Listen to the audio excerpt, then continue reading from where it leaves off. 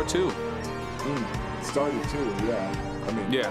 Definitely started working on it, and then this. Yeah, we were working on it before, but you know, let's face it, you know, after the Nazis came through and helped us, oh yeah.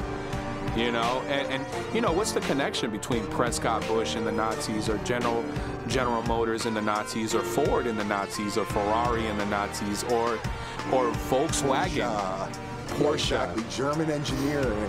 German engineering and American companies and the World Bank being involved. You know, what if in the end this was just a reason to get all of our people to spend our money into a war that was going to propel technology in a different way? Alfa Romeo. Yeah. Alfa Romeo. Right. And basically, yeah, it's almost like, again, sort of going to this theme of it's the technology that could be used for so much other shit. It's just used to make cars and fucking, like, you know, whatever. Which is all useful. It's very useful, but it's more to a consumer base than like a spiritual enlightenment. Exactly. And you know, think about it. You know, we're not just consumers of what we buy.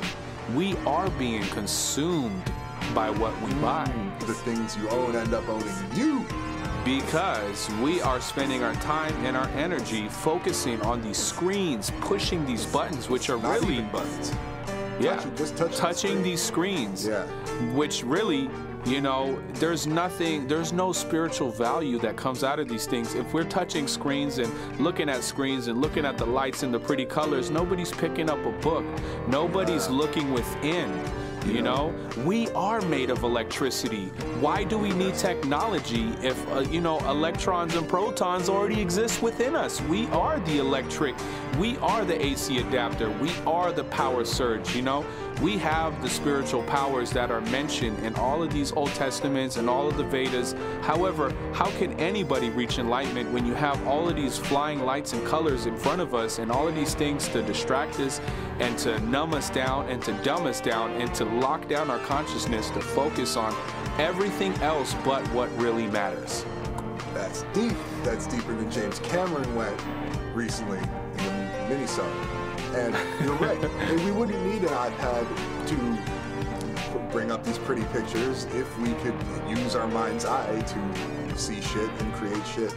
Exactly. From the source, you know, almost like the float tanks where you get inside and there's no input to your brain and you start having these visions and whatnot.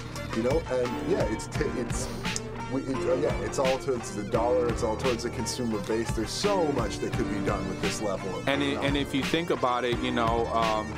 If people were able to build pyramids and they were able to understand advanced mathematics before the Greeks and before Pythagoras, first of all, people like Pythagoras learned from ancient Kemetic knowledge and from areas of other corners of the world, you know, about advanced mathematics, about what is, you know, now known as modern day astrology, or, you know, how did these ancient people know about the planets, the stars, how they move, lunar cycles? Look at the Mayans. You know, they can't figure out how they built the pyramids. They got one pyramid where you clap and you hear a bird whistle. It's not an actual bird. The mathematic acoustical effect is crazy. You know, we don't know how they did it. Yeah, I mean, in fact, you mentioned Pythagoras. His cult, which was what it was, they were considered a mystical, you know, religious Absolutely. thing in ancient Greece, but they dealt with math. It certainly doesn't go together now. Sacred geometry. Sacred. The order of Melchizedek type. We know this shit. Yeah, because isn't that what it's all? Pi, you know, Pi, the movie, the concept. Absolutely. You know, some people say that the number for pi, or the square root for pi, is what helped build the pyramids. You know. And if you think about how in many religions numbers are actually considered sacred, you know, like the numbers 7 and 3, you know, there's a reasoning behind that. You know, there's 33. You know, they say it takes 33 degrees of the sun to be at the corner of the earth for it to rise. So maybe that's why they are the illuminated ones. That makes sense. It's right when it goes from darkness to light, right? Exactly. You know, the threshold. And you know, every religion of every corner of the world has the sun worship thing going on. You know, maybe there's a sacred geometry known behind knowing these things, you know, and maybe what sacred geometry is understanding the mathematics within us that connects to the universe and the heavens above. Just like they say macrocosm and microcosm. As above, so is below. Yeah, you're right. And it's like, and isn't it funny that the most hated subject in school, certainly for me, is math, right? And it reminds me of something that my friend told me recently, which is, yeah, they teach you calculus in your last year of high school, or whatever it is, right, depending on who you are. But they could and should teach it to you when you're 6, right?